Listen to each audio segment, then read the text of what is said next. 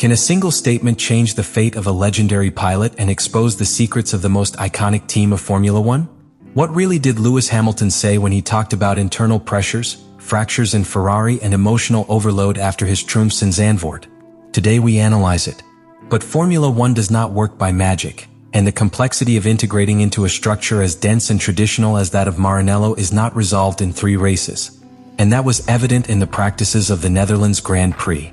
Zandvoort, a technical, narrow, demanding route in terms of precision and aerodynamic load, stated the fragilities of the SF-25 and the difficulties of adapting Hamilton. We are not talking about an isolated error, but of 2 full 360-degree pirouettes in 2 different curves and in 2 consecutive sessions. Something that is not seen every day, even less in a 7-time world champion.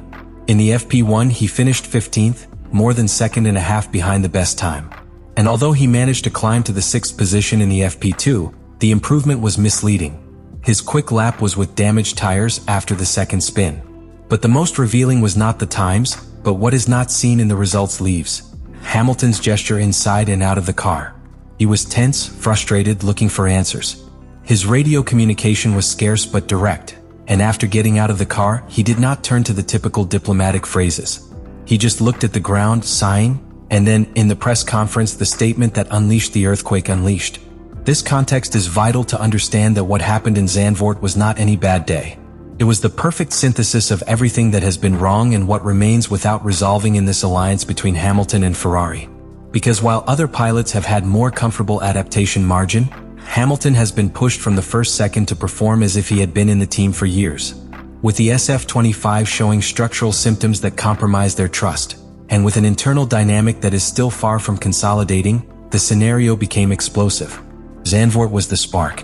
And when they combine a difficult car to drive, an unbearable institutional pressure, and a legendary figure that begins to doubt its environment, the result can only be one: tension. Tension that overflowed that Friday not by accident, but because he could no longer contain himself. The words that Lewis Hamilton delivered after getting out of SF-25 in Zandvoort were not casual or cold formulated. They were the demonstration of a pressure cooker that had been accumulating tension since he signed his contract with Ferrari.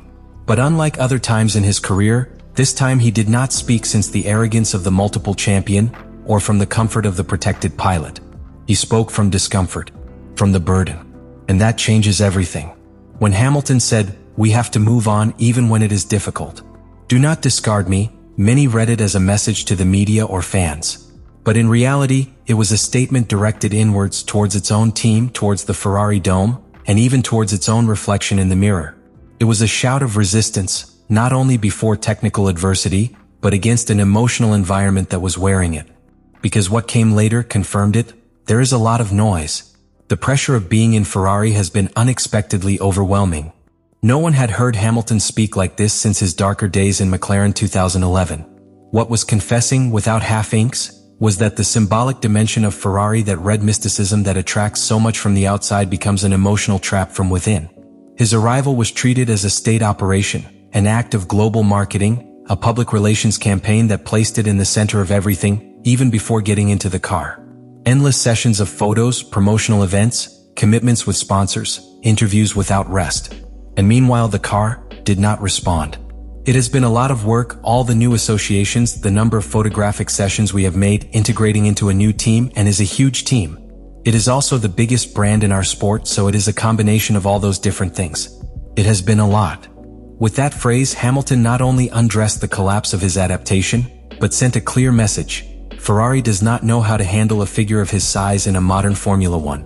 Because the current F1 is not only about speed, but of human management, of high-performance environment, of emotional stability.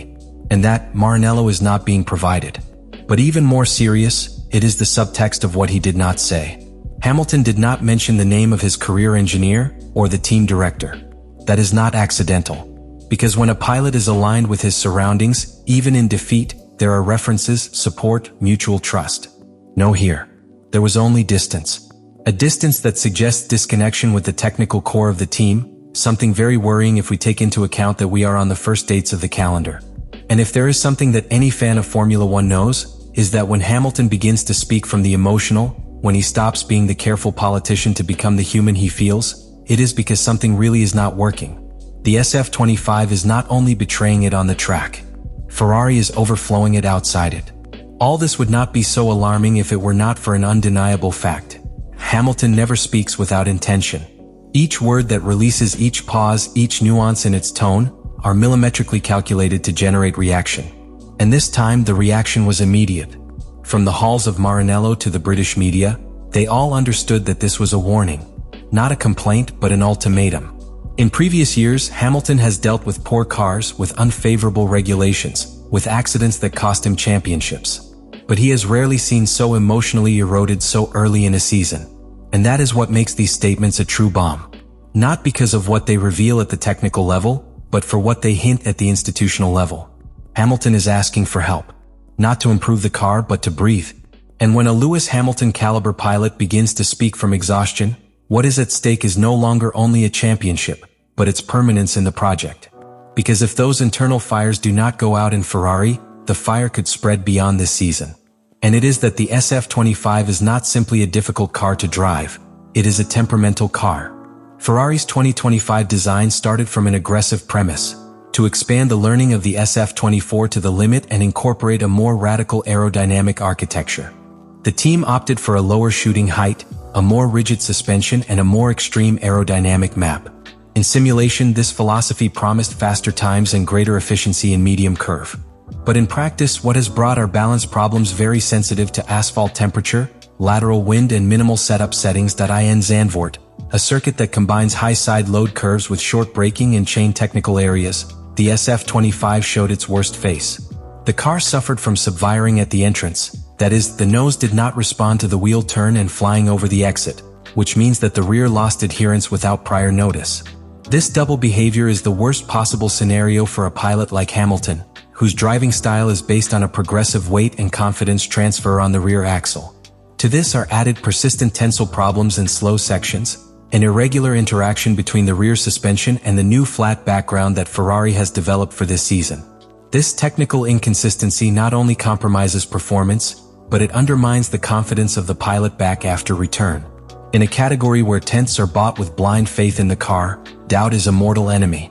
Hamilton has historically been a pilot who needs to fully understand the behavior of the car to extract his best version. In Mercedes, that understanding was the result of years of joint evolution with its technical environment. But in Ferrari, that process is just beginning and is full of noise, interruptions, and external emergencies. And that is where the human component comes into play even more decisively. Emotional, Hamilton is fighting a battle that goes far beyond sports. It is no longer just about adapting to a new car. It is about rebuilding in a hostile environment, with unstable internal dynamics and unattainable external expectations. It is demanding to be perfect in an imperfect environment. And that is not sustainable or psychologically.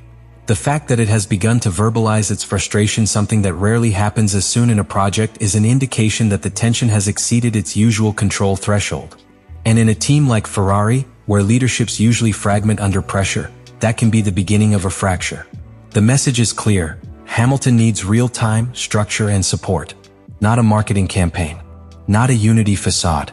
What he needs is internal coherence. Because without that, no talent, however brilliant, can sustain a project that already begins to show signs of structural fatigue. And that's why Zandvoort was not a simple bad weekend. It was a technical but also emotional warning. An alarm that sounded strongly in the ears of those who must make decisions in Maranello. Because if you don't act now, what could have been a golden era for Ferrari with Hamilton in command could become another lost opportunity marked by chaos. This situation raises an uncomfortable but necessary question. Is Ferrari prepared to support a figure like Hamilton, not only in technical but human terms? Because this is no longer about updating to the SF-25 or finding a better setting. It is about rebuilding the emotional and operational architecture of the team to work with, and not against its new leader. On the Ferrari side, this moment demands introspection. They cannot continue operating as if nothing had happened. They have an unstable car, an internal dynamic loaded with unresolved tensions, and now, a pilot who has publicly shown his exhaustion. Either they understand now or it will be too late.